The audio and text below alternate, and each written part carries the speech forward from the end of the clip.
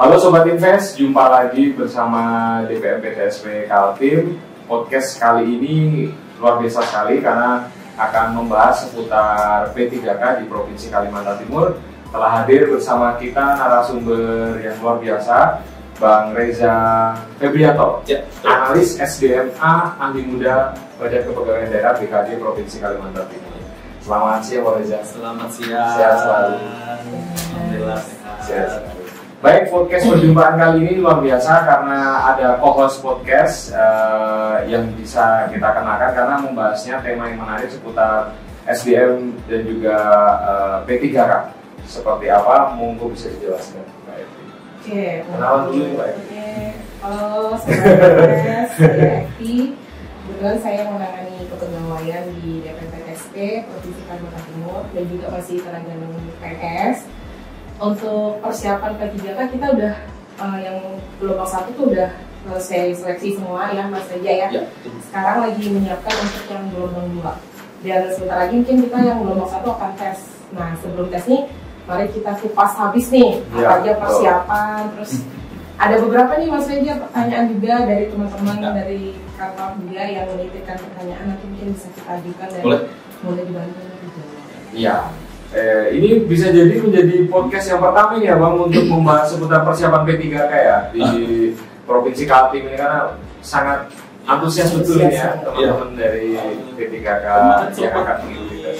RRI sih sebenarnya. Oh di RRI? Iya. Kemarin sudah sempat di RRI kan. Ini yang kedua ini ya, luar biasa sekali. Baik, Mbak Evi, diawali saya atau Mbak Evi dulu? Boleh, Mas Bagus dulu. Oke.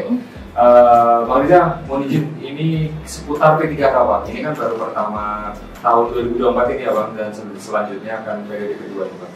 Sebenarnya regulasi pertama P3K ini seperti apa Bang? Untuk teman-teman di Pemprov. Oke, regulasi P3K ya? Oke, yang kita ketahui ya kan, P3K itu yang pertama. Ini untuk tahun 2024 ini sangat spesial. Karena kenapa spesial? Dikhususkan hanya untuk non-ASN di instansi. Ya kan, jadi teman-teman non-ASN nggak ada saingan nih selain non-ASN itu sendiri. Itu yang pertama kan. Yang kedua, di luar non-ASN ada nggak? Ada, tapi khusus untuk guru. Khusus untuk guru itu lulusan PPG, ya, pendidikan profesi guru. Ya, pendidikan profesi guru berarti teman-teman guru yang sudah tersertifikasi. Nah, kalau itu formasi juga cukup besar, 2000 formasi. Iya banyak. Jadi 2000 itu untuk satu provinsi. Satu provinsi di Kaltim. Memang di Kalimantan Timur kebutuhan untuk guru itu sangat banyak karena mengingat wilayah, sekolah dan lain sebagainya. Banyak daerah-daerah seperti daerah 3T gitu kan. Itu kan masih banyak kebutuhan guru. Bahkan di tempat kita juga guru masih ada yang SMA.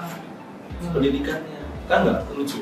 Guru SMA tapi yang ngajar lulusan SMA. Iya. Jadi izin Pak, kalau 2000 itu terhitung dari guru SMA, SMK atau sampai dengan tingkat SD? 2000? Oh enggak, tetap yang kewenangan kita, kewenangan di Pemprov ya, kewenangan Pemprov adalah SMA, SMK dan SLB. Ya itu, kalau SD, SMP kan di kota kabupaten ya. Iya, seperti itu. Ini menarik Bang, karena seleksi P3K ini kali ini tidak ada lawannya ya, seperti Pak Rizal bilang bahwa hanya untuk khusus teman-teman yang sudah banyak mengabdi. Betul Bang. Nah ini menjadi menarik Mbak Evi, selanjutnya di pertanyaan kedua ini berkaitan dengan teman-teman yang nggak ada lawannya nih Bang, teman-teman bisa lebih fokus untuk menyiapkan Bang. Bagaimana sih Bang kelanjutannya sambil menunggu pengumuman hasil P3K? Ini kan menarik Bang, ini sudah bulan Desember tanggal 2, sedangkan teman-teman 1 Januari 2025 sampai dengan batas waktu dinyatakan diterima SK bahwa dinyatakan keterima hasil tes itu. Bagaimana Bang teman-teman ini nasibnya, apakah boleh masuk kerja dulu, kemudian apakah mendapatkan gaji, seperti apa kira-kira? Oke, kita kalau seperti itu kita berbicara masa transisi ya kan, masa transisi di mana masa transisi ini adalah masa tunggu teman-teman yang saat ini masih di tahun berjalan ya, statusnya dan non ASN, tapi ketika nanti tahun depan Januari, Februari, Maret sampai dengan yang bersangkutan mendapatkan SK dan ditetapkan sebagai ASN, ya kan? Nah itu kan yang menjadi problem ya, ya kan? Kita jadi problem. Kami sudah berkoordinasi dengan Kementerian PAN RB dan juga BKN pada saat rapat koordinasi beberapa waktu yang lalu, lebih tepatnya mungkin sekitar 2 minggu yang lalu, ya kan? Nah, di hasil koordinasi tersebut kita sudah sampaikan permasalahan-permasalahan di daerah, termasuk mungkin di beberapa OPD sudah ada yang menghilangkan atau tidak lagi ya di SIPD ya untuk pembayaran untuk barang jasa non PNS kan, non ASN gitu kan. Ya, kita udah memasukkan arahan, maksudnya sudah berkoordinasi dengan Menpan, tetapi jawaban dari Menpan RB juga hanya sebatas mohon ditunggu, ini sebagai masukan untuk kami. Nanti insya Allah dalam waktu dekat, insya Allah di bulan ini mereka akan mengeluarkan surat edaran, ya, surat edaran berkaitan dengan mungkin yang pertama status teman-teman dulu nih, sebelum berbicara gaji dan tunjangan kan, pastikan status teman-teman dulu nih, ini seperti apa, apakah masih bekerja atau tidak misalnya, kan gitu kan. Ya kalau misalnya nggak bekerja, wah malah kacau nih, jadi kan seperti itu kan. Nah, cuman pastinya pemerintah berupaya ya, mengupayakan teman-teman agar bekerja di dinasi masing-masing. Nah, yang kedua masalah pembayaran gaji misalnya. Pembayaran gaji juga, ini juga Menpan juga sudah masih mengupayakan surat edaran tersebut. Jadi kita hanya sekedar menunggu, nanti insya Allah di bulan ini, ya kan, kita tunggu dulu. Nanti ketika itu sudah keluar dari Menpan, ada informasi, nanti kita pasti sampaikan ke teman-teman OPD seperti itu ya. Artinya itu masih kategori masa transisi gitu ya? Masih masa transisi, betul. Semoga ada solusi yang terbaik lah ya. Saya nunggu di bulan ini lah, 3 pekan ke depan. Mungkin kelanjutan itu Mas terkait yang udah keterima nih Mas, antara gelombang 1 dan gelombang 2. Itu nanti SK-nya itu diberikannya secara bersamaan atau sesuai gelombang ini. Nah, kalau kan kita tes nih dibagi 2 gelombang kan, nanti untuk SK yang keterima itu apakah berbarengan atau nanti sesuai gelombang? Ya, oke. Jadi sebenarnya kalau prediksi kami, prediksi kami itu bukan cuma 2 gelombang nih. Ada gelombang-gelombang tsunami setelahnya. Jadi gelombang satu ini nantinya sesuai jadwal ya, pastinya sesuai dengan jadwal dari BKN, walaupun jadwal tersebut ya kita berupaya untuk sesuai dengan track lah, on track ya kan, akan tetapi dari pengalaman ini jadwalnya ya mungkin agak mundur dan sebagainya karena banyak suatu hal kan yang kita bisa prediksi, tetap berbeda. Biasanya tetap berbeda antara gelombang pertama ya kan, ini selesai tes, ini kan Desember, ya kan, selesai tes Desember, tahun depan itu sudah usul nomor induk P3K, ya, tahun depan awal tahun mungkin Januari ya kan, setelah pengumuman kelulusan itu mulai usul nomor induk P3K. Nah nanti proses 1 bulan, Februari bahkan sampai Maret misalnya, ya kan. Sampai Maret, nanti sampai Maret baru ditetapkan protek dari BKN, protek pengangkatan teman-teman ini. Nah, barulah kita tinggal cetak SK. Nah, berbeda halnya dengan yang gelombang kedua. Di Januari itu masih seleksi administrasi. Iya, karena kan sampai Desember. Iya. Tapi kalau mau gelombang 1 mau nunggu juga gelombang 2 juga enggak apa-apa juga. Ini beberapa orang. Iya. Nah, cuma tadi saya dikatakan ada gelombang-gelombang selanjutnya. Itu kemungkinan nanti teman-teman yang masuk pada gelombang P3K paruh waktu. Ya, jadi nanti mungkin ini baru prediksi ya. P3K paruh waktu mungkin akan paling belakang. Setelah gelombang 1, gelombang 2, P3K paruh waktu. Jadi pengelompokan gelombang 1, 2, 3 tadi berdasarkan apa ya Pak? Masa kerja ya Mas ya? Oh iya, betul. Berdasarkan prioritas itu. Nah ini kalau untuk pengelompokan masa kerja itu bagaimana? Apakah pengelompokannya berdasarkan lamanya mengabdi bekerja? Misalkan ada yang sudah mengabdi bekerja selama 10 tahun, 5 tahun, 2 tahun, kurang dari 1 tahun, atau bagaimana itu? Tentunya pemerintah punya regulasi ya, regulasi berkaitan dengan peserta atau non ASN yang berhak mengikuti seleksi P3K, baik gelombang 1 maupun gelombang 2.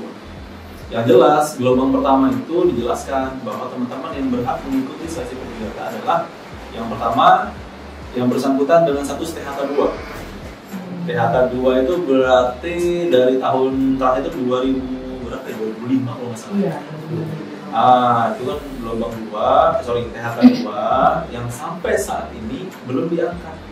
Banyak itu Mas.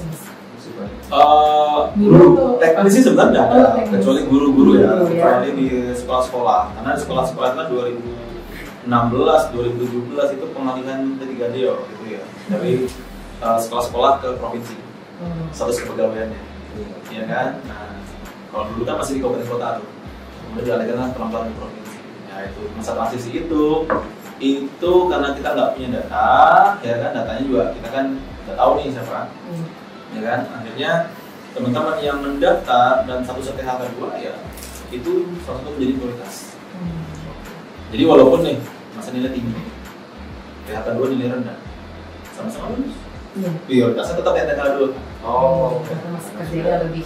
dari 2005 itu ya Pak yang mengabdi banyak itu ya nanti? Ya, THK 2 itu yang mungkin dari 19-an lah dia sudah mengambil lama banget gitu kan. Tapi sampai 2005 itu belum terangkat. Mungkin pas era-era yang zaman Pak Presiden SBY gitu ya.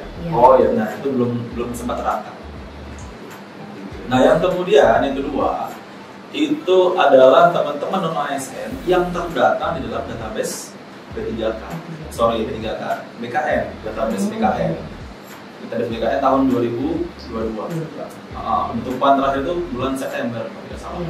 September tahun 2022. Nah, kriterianya sudah jelas di luar beberapa nama jabatan yang memang Menpan waktu itu tidak perbolehkan ya. Ada keamanan, dan kebersihan gitu kan. Masuk pengemudi kemarin itu tidak boleh, ya kan.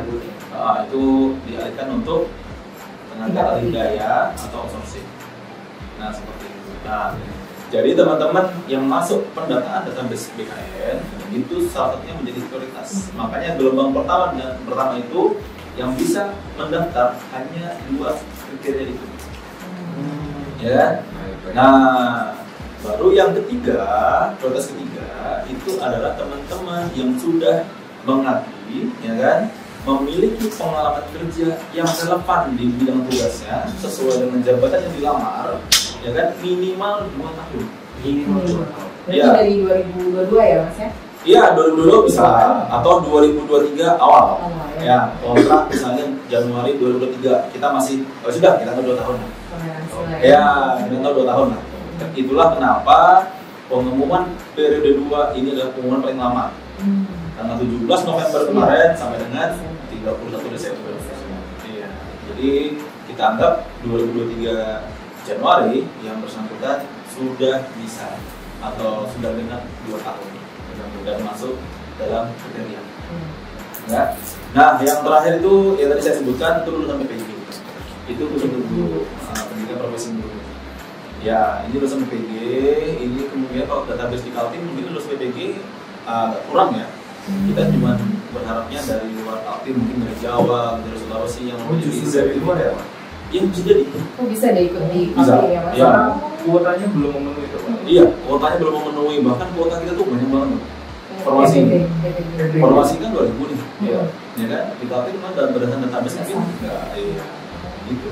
Ya, sampai 2000 ya. Ya, ini bisa jadi pengumuman ini Pak. Ya, siapa tahu nanti yang di luar Kaltim kan harus punya sertifikat ya Mas ya. Sertifikat. dan terdata di dalam database BKN. bukan BKN, Kemendikbudristek. Oh, Karena BKN. dulu Iya, tadi. database Kemendikbud. Nanti dari data itu nanti kan sudah sinkron dengan SSCS BKN. Jadi ketika yang bersangkutan mendaftar, nanti database-nya ada, kelihatan sudah dia bisa daftar. Jadi prinsipnya teman-teman nanti ketika teman-teman masukkan NIK ketika mendaftar, ya, masukkan NIK maksudnya, nomor induk kependudukan, ya kan, itu sudah ada prioritasnya masing-masing. Apakah ini guru, non guru, Oh, langsung terpetakan gitu ya Pak dengan ada NIK itu ya Pak? Iya, ketika masih misalnya bukan guru, tapi coba melamar guru, masukkan NIK nggak bisa. Oh, Iya, karena sudah terpetakan. ya sudah sinergitas dengan sistem dapodik punya Kemendikbud. Jadi orangnya ini sudah ada. Nah, seperti itu.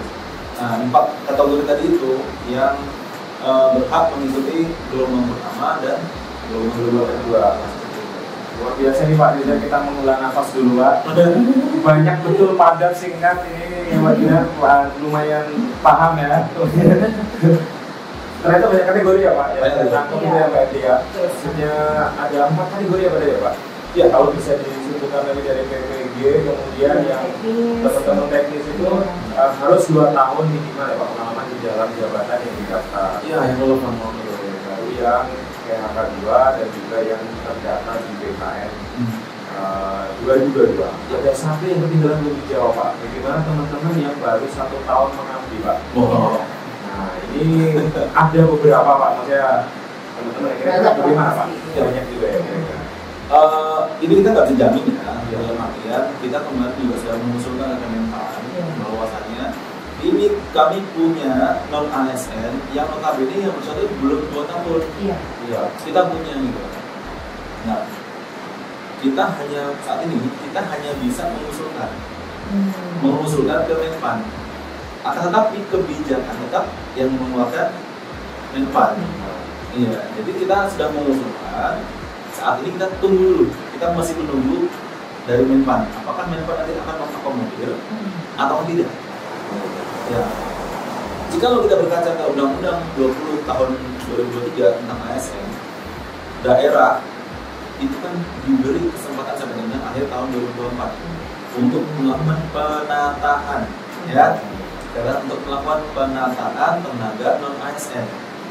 Di dalam salah satu klausul pasal penjelasan bahwasanya yang melakukan penataan, yang dimaksud dengan penataan adalah verifikasi, validasi, dan pengangkatan.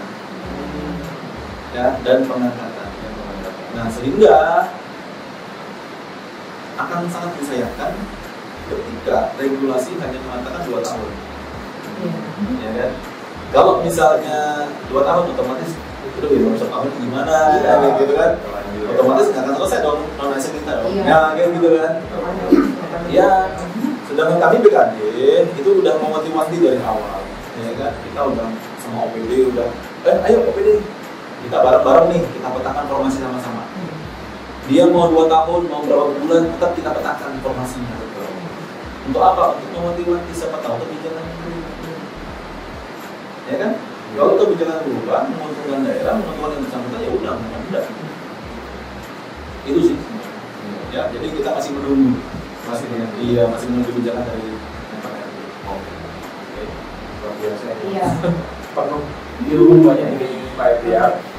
Terus yang untuk terkait yang misalnya nggak masuk nih Mas, kan ada rumor tuh untuk P3 kapal waktu. Nah itu seperti apa sih Mas? Apa yang maksud P3 kapal waktu? Mungkin teman-teman juga masih banyak yang bertanya ini sistem kerjanya seperti apa, terus dia statusnya bagaimana gitu. Mungkin bisa dijelaskan.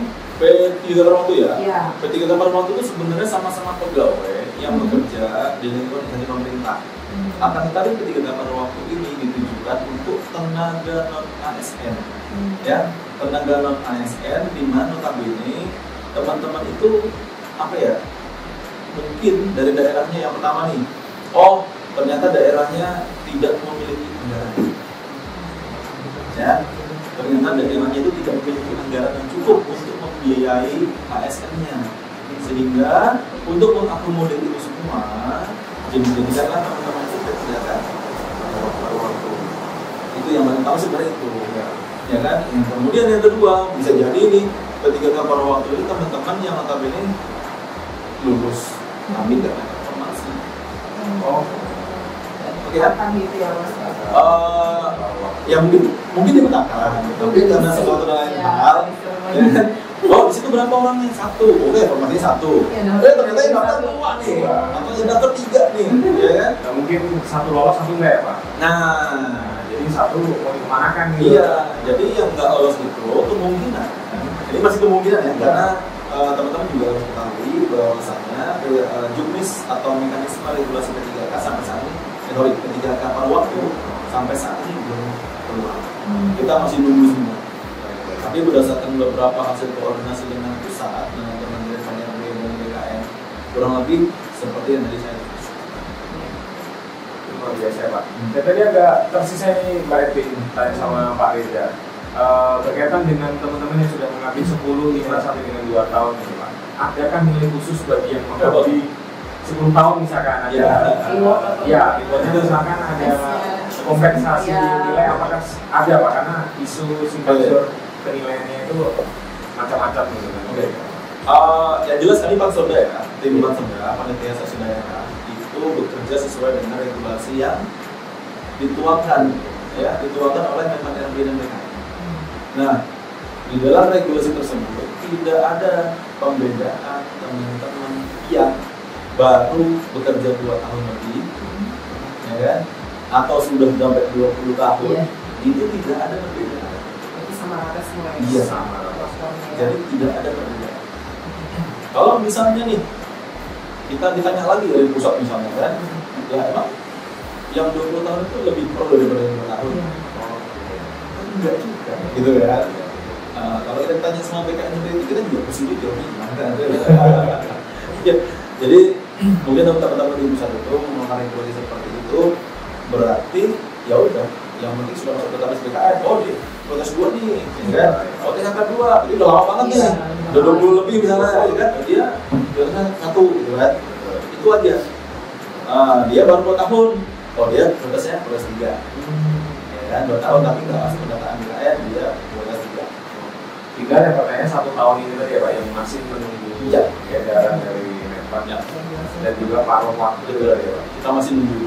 Oke Pak. Berarti artinya dari 10, 5 sampai 2 tahun semua bertempur jadi satu seleksi ya Pak? Belum bang 1 dan juga belum bang 2. Jikalau Pak pada saat seleksi itu apakah semua dijamin dinyatakan akan lolos? Apakah yang nggak lolos ini seperti apa? Misalkan tidak masuk nilai passing grade gitu kan? Oke. Teman-teman bagaimana Pak? Yang tidak masuk lolos nilai passing grade? Jadi yang penting sekarang teman-teman juga harus mengetahui nih mekanisme seleksi dulu, ya. Karena mekanisme seleksi P3K itu berbeda dengan mekanisme seleksi CPNS. Kalau CPNS benar TWK-nya tinggi, TIU-nya tinggi, tapi TKP-nya kurang, nggak sesuai passing grade. Kalau itu salah, ya kan? Tapi kalau P3K biar ini nilainya seleksi kompetensi jelek, teman-teman yang jelek tetap istilahnya peringkat atau rankingnya. Temennya dapat nilai 50 dari 100, yang satunya 40 dari 100. Ya udah peringkat aja. Peringkat pertama, ranking 2, peringkat 3 siapa? Tidak ada passing grade berarti ya Pak? Tidak ada passing grade. Itu yang paling luar biasa. Iya. Kalau untuk soalnya sendiri Mas, P3K ini lebih ke jabatan yang diambil, pengalaman atau gimana? Mungkin ada perbedaan juga kan tadi Mas bilang seperti CPNS, apakah ada SKB juga atau cuma SKB aja? Enggak, beda ya. Kalau CPNS itu kan terdiri dari 3 unsur ya, ada TIU, TWK. betul, SKD itu kan ada TIU, ya kan, intelijensi kan, TWK wawasan kebangsaan kan, sama TKP kepribadian. Tapi kalau P3K dia tuh berdasarkan beberapa kompetensi. Yang pertama adalah kompetensi manajerial, ya kan, kemudian kompetensi teknis. Nah, yang terakhir adalah kompetensi sosial kultural. Berarti 3 itu aja harus dikuasai nih Mas. 3 kompetensi ini. Memang kompetensi secara manajerial ya bagaimana kita manajemen pekerjaan, ya kan. Teknis sudah jelas nih. Iya. Kalau teknis kan ya kerja apa? Betul, dari jabatan yang dilamar itu apa, ya kan? Teknisnya apa sih, gitu kan. Sosial kultural ya perilaku sehari-hari lah, kita sehari-hari ngapain lah, ya kan. Ditambah satu lagi itu adalah wawancara. Itu setelah tes Udah. atau langsung Mas? Include. Komunikasi ya? Iya, Oh. include wawancara secara sistem. Jadi jumlah total soal itu berapa Mas? Kira-kira? Jumlah total itu ada 145. 145 dalam waktu? 130 menit. Wah, berarti kita harus manage banget itu Iya, kondisinya. satu soal berapa tuh? Iya. Itu udah sama wawancara ya Mas? Sudah. Rankingan di ranking itu ya Pak Reza? Iya. Artinya kalau di ranking misalkan yang daftar 100 kuotanya ada sesuai ya Pak? Apakah nanti ada kemungkinan tidak diterima itu Pak? Nah, ini yang boleh tidak terima. Sebenarnya gimana ya? Teman-teman yang masuk P3K periode pertama itu sangat diuntungkan. Ya, karena kenapa? Karena formasi kita kan banyak. Iya. Ya kan? Formasi kita banyak sekali untuk teman-teman PNS ya kan? Yang masuk seleksi P3K periode pertama, kemungkinan besarnya ini akan mendapat formasi semua. Kemungkinan besar. Nah, belum satu ini ya Pak? padahal yang masuk itu dari kedua sebenarnya gitu kan. Nah, tapi kalau misalnya dari upaya kita, upaya apa? Upaya waktu asistensi dengan OPD, kita udah kok berupaya membuat satu formasi untuk satu orang. Dipetakan gitu ya? Iya, satu formasi itu satu orang. Jadi seharusnya nggak ada rebutan. Ya kecuali ya, mungkin dalam hal pemetaannya atau pemetaan itu ada kesalahan atau apa, mungkin bisa jadi jadinya agak seperti itu. Jadi tapi upaya kita sudah maksimal ini awalnya ini satu apa dari satu peta jabatan satu orang pendaftar dengan harapan ya langsung itu kita masih bisa nih lombanya nih, bisa bandingkan sama daerah-daerah lain silahkan. Berapa sih jumlah mereka? Berapa sih jumlah formasi berapa? Jumlah pelamarnya berapa? Itu dibandingkan. Di luar tapi makanya lebih satu jabatan bisa lebih dari dua. Iya, nanti teman-teman bisa bandingkan. Ini itu kesempatan yang luar biasa ya Pak buat khususnya teman-teman yang berada di lingkup Pemprov Kaltim. Iya. Menarik nih Mbak Edi, apalagi yang bisa kita kepoin ini. Apa ya, kiat-kiat aja kali Mas menghadapi tes nih yang untuk gelombang 1 nih.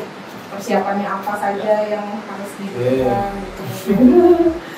Jadi mungkin ya, jadi untuk persiapan teman-teman P3K gelombang 1 ya. Yang jelas nanti kan seleksinya itu kan mulai tanggal 6 sampai tanggal 15 Desember, ya kan? Teman-teman bisa melihat jadwal atau pengumuman download di webnya BKD. Ya, itu satu. Yang kedua bisa melihat mungkin di sistem SCSN dengan akun masing-masing. Ya kan, di situ mungkin ada nanti jadwalnya kapan, ujiannya kapan. Karena di tahun ini jadwal itu sepenuhnya yang handle adalah teman-teman BKN. Dari pusat semuanya. Jadi bisa diakses mulai tanggal berapa tuh Pak? Belum bisa. Saat ini sudah. Oh sudah bisa. Saat ini teman-teman silahkan download namanya kartu peserta ujian. Sudah bisa di-download. Sudah bisa di-download. Ingat ya, yang di-download adalah kartu peserta ujian, bukan pesertanya, bukan pendaftaran ya. Iya. Karena itu ada beberapa itu kan saya lihat. Bukan kartu pendaftaran. Iya. Takutnya nanti teman-teman yang bawa kartu pendaftaran nggak bisa nanti. Jadi memang khusus kartu ujian ya. Ujiannya di SSCSN itu ya Pak. Ya, jadi hal yang perlu diperhatikan itu yang pertama, teman-teman nanti ketika tes, ya kan, ketika datang ke lokasi itu membawa yang paling penting nih KTP. KTP itu wajib asli, KTP elektronik, ya. Terus kartu peserta ujian, buat kartu pendaftaran ya. Dua barang itu hal yang wajib dibawa. Ya, teman-teman nanti kesana bawa pakaian hitam putih seperti biasa. Atasannya kalau pakai teman-teman cewek pakai jilbab ya jilbabnya yang warna-warna gelap, ya warna-warna gelap, polos saja. Polos. Oke. Nah kemudian nanti kalau misalnya ini teman-teman ini kan ini non ASN semua nih misalnya kan, Mas ini kalau hitam putih yang sekarang boleh nggak? Boleh ya. Prinsipnya boleh ya kan. Asal atributnya dilepas nanti kalau misalnya ada atribut dan lain sebagainya. Kemudian jangan sampai nanti teman-teman bawa gelang terlalu emasnya tuh sampai 25 karang ya. Kemudian nanti sampai itu tolong deh nanti lepas dulu deh. Karena kenapa? Karena nanti akan dilepas ke depan tidak ada masalah. Kasihan kan. Nah itu nanti setelah itu nanti akan yang namanya kan apa ya, administrasi. Makanya kita selalu mengimbau teman-teman datang 9 menit sebelum pelaksanaan atau selambat-lambatnya 60 menit sebelum pelaksanaan. Untuk apa? Untuk administrasi. Karena administrasi kita menggunakan face recognition ya kan, dari BKN, sistem BKN. Ketika nanti kameranya itu, tampilan di kamera itu membaca wajah teman-teman semua, itu harus sama dengan foto yang diupload oleh teman-teman.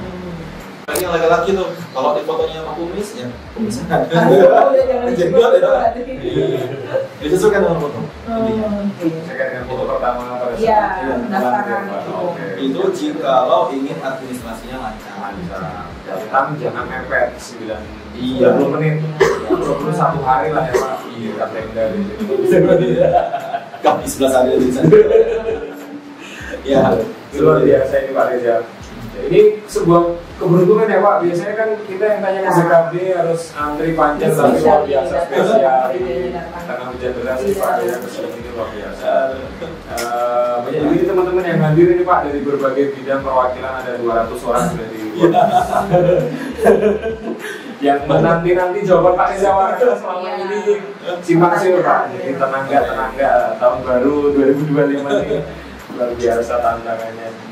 Kemudian apalagi Mbak Evi yang bisa kita mungkin nih setelah tes aja kali Mas, terima nih hak dan kewajiban P3K itu seperti apa Mas? Ya. Oke, hak dan kewajiban P3K. Iya.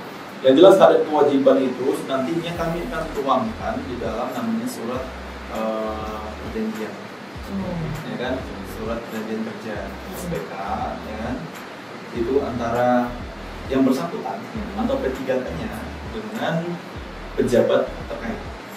Entah nanti tantangan gubernur kan, entah sekda atau entah kepala BKD yang dengan pejabat terkait.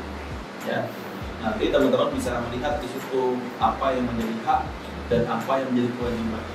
Betul. Tapi kalau sudah menjadi hak, mungkin teman-teman juga teman-teman bisa lah melihat. Kalau nggak salah itu ada, coba deh baca-baca Permendagri 6 tahun 2021. Nah di situ ada hak ya teman-teman yang mungkin dapat gaji, tunjangan lengkap. P3K ya Pak? Iya. Permendagri 6 tahun 2021. Betul. Ya ada referensi belakang. Iya. Mungkin segala cuti mungkin nanti ada di situ semua ya Pak?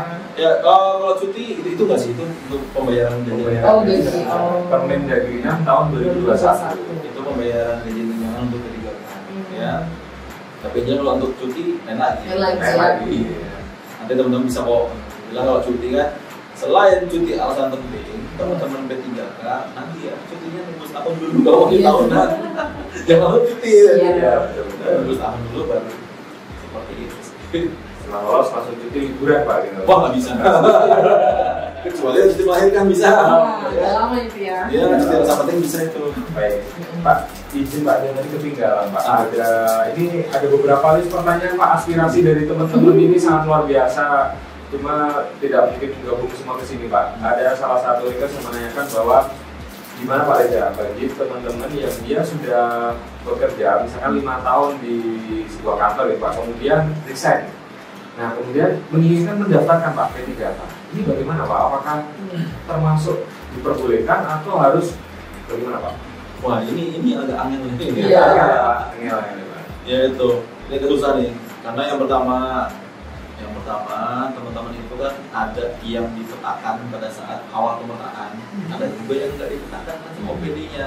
Karena yang bersangkutan udah resign, kan gitu kan? Oh yang bersangkutan udah resign udah keluar nih. Sama pengelola yang kemarin waktu pemetaan informasi kan udah dipetakan tuh, ya kan? Nah sekarang barulah ada P3K yang bersangkutan pengen nih. Pengen banget. Sebenarnya prinsipnya kita dari pasal dari itu sesuai dengan ketentuan yang telah tertuang dalam peraturan. Itu dulu. Kalau misalnya 2 tahun itu kan juga bekerja terus menerus. Nggak boleh putus ya. Iya 2 tahun terakhir bekerja secara terus menerus. Itu kalau misalnya terputus mungkin dia baru bekerja lagi tahun ini misalnya. Tapi dia masuk pendataan data listrik yang kemarin tuh. Nah, dia berhak nih mengikuti periode pertama. Ya harusnya di periode kemarin kan. Kalau periode kedua ya udah harus kerja terus menerus nih sama 2 tahun ini. Nggak boleh putus ya Pak? Nggak boleh putus seperti itu. Nah ini apa tadi Pak ya? Ini banyak list Pak mau izin Pak. Kalau baca semuanya. Iya ada 14 halaman ini Pak. Baru 2 halaman ini. Oh mungkin ini Mas untuk pengalaman kerja di luar lingkungan dinas itu apakah bisa dilampirkan dalam portofolio P3K saat mengisi daftar ibu. Nah ini kan salah satu untuk administrasi ya Mas, penting banget kan ini untuk pengisian teman-teman nih. Gimana nih? Jadi dalam pengisian DFH itu nanti kan mungkin template-nya nanti setelah teman-teman lulus ya.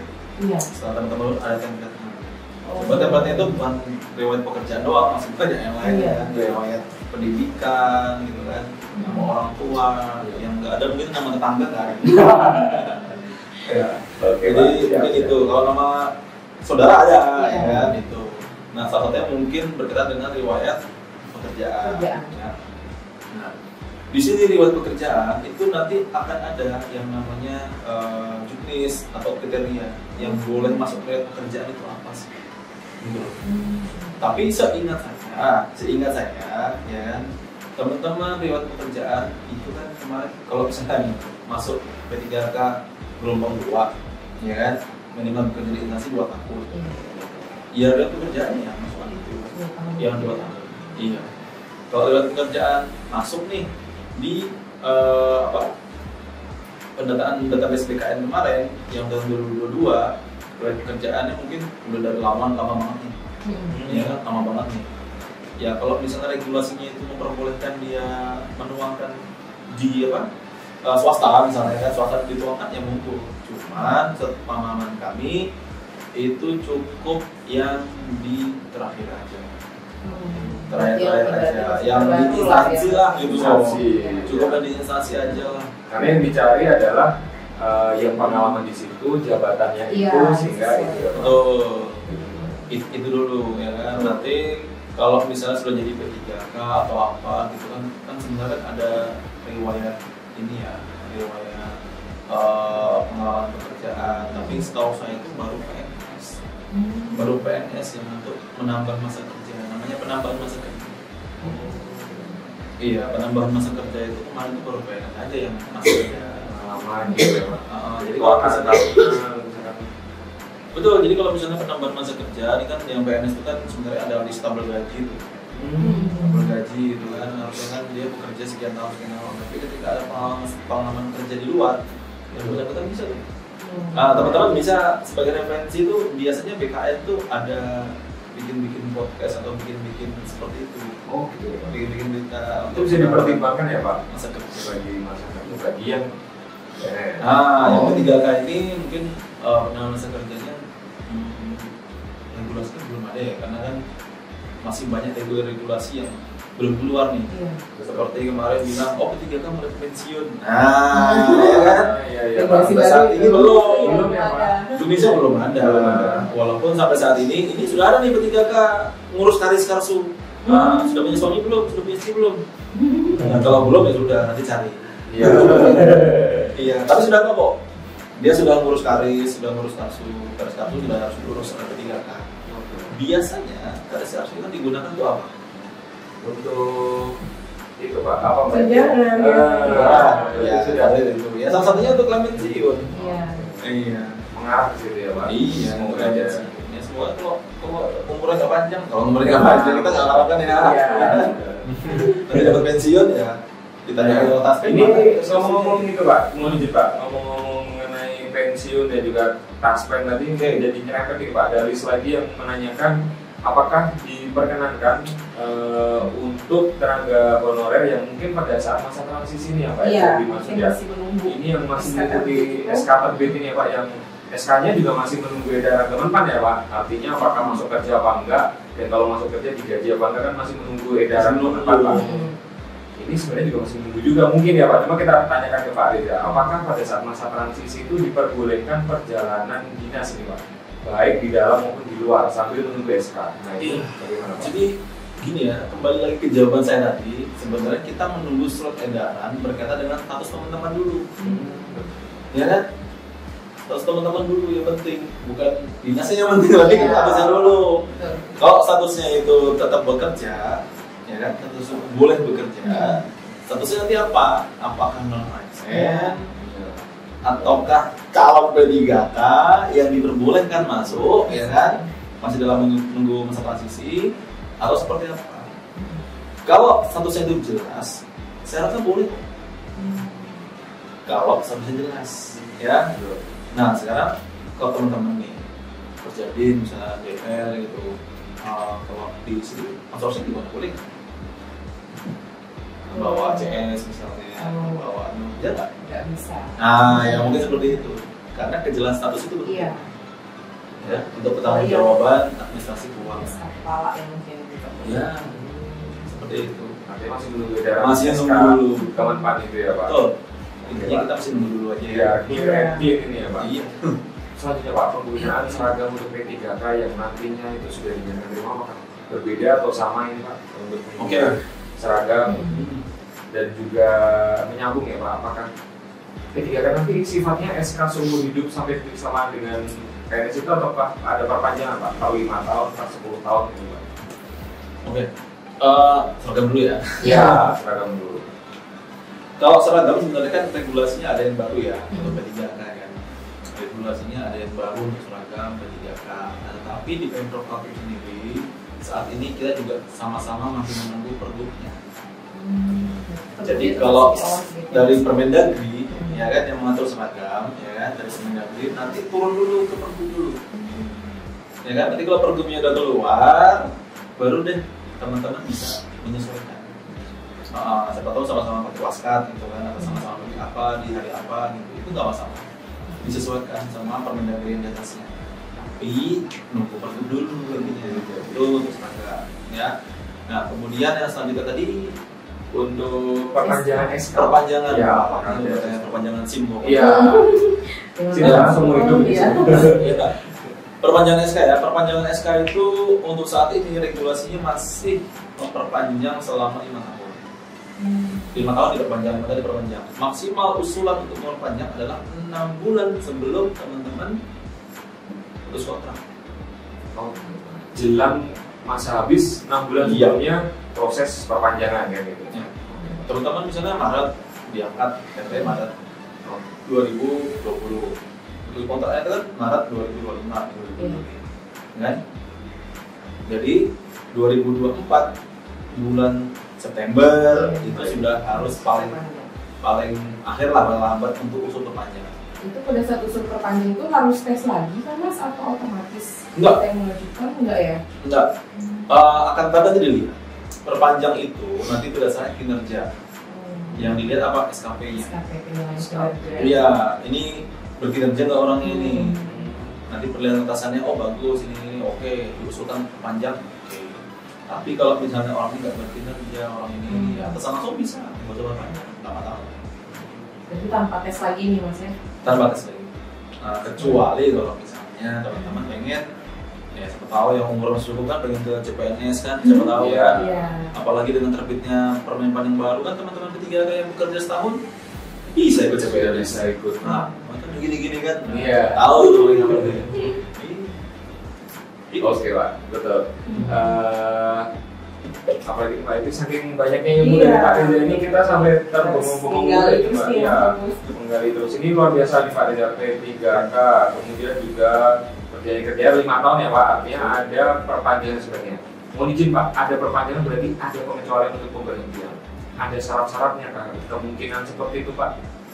Apakah masuk kriterianya seperti apa? Apakah misalkan tidak masuk kerja dalam sekian waktu? Sama ya Pak, kurang lebih dengan yang teman-teman PNS juga gitu kan. Artinya SKP itu menjadi poin penting untuk perpanjangan kinerja per 5 tahun. Sama sih. Sebenarnya tuh disiplin P3K ini, kita bicara disiplin P3K. Disiplin P3K itu mengacu ke disiplin PNS. Walaupun secara regulasi itu harusnya instansi atau daerah itu menyusun regulasi berkaitan dengan disiplin P3K yang mengacu ke disiplin PNS. Ya kan, nah sekarang 10 hari nggak masuk tanpa keterangan, misalnya tanpa alasan yang jelas, diberhentikan. Ya, PNS diberhentikan, tapi di dalam.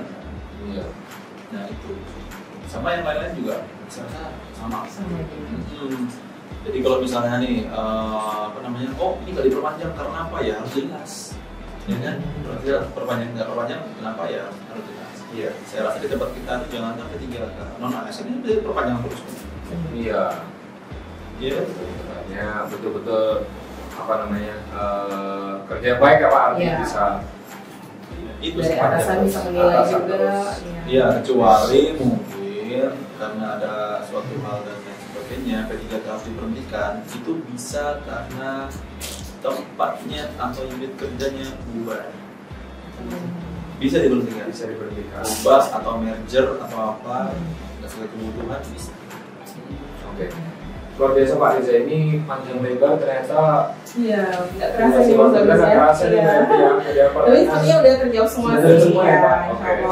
Ini luar biasa Pak Reza. Makasih banyak Pak. Ini Pak Reza Febrianto, analis SDMA, ahli muda BKD Provinsi Kaltim. Harapannya teman-teman bisa sukses semua ini ya Pak. Bisa clear dan juga keangkat semua, bisa lebih baik lagi.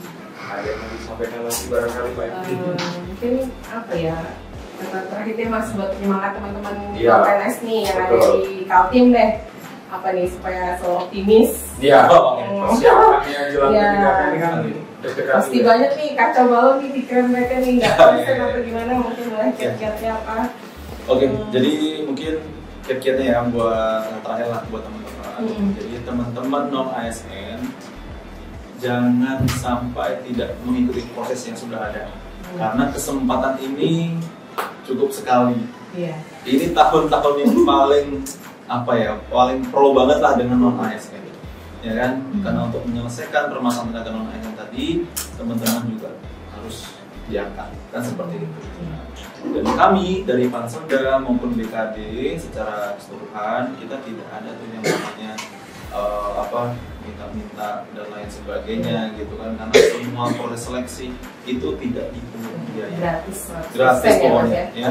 Jadi kalau misalnya nih ada dari kami misalnya, nawarin calon, nawarin Mas mau lulus sekian, jangan dipercaya itu.